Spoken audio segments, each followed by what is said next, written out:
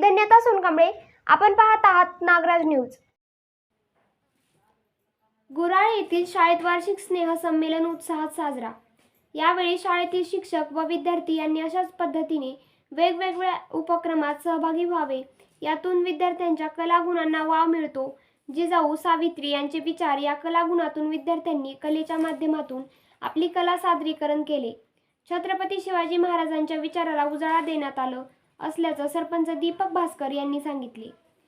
देवाश्री गणेशाने सुरुवात करून सर्वप्रथम माता सावित्रीबाई फुले यांच्या प्रतिमेचे पूजन करण्यात आले.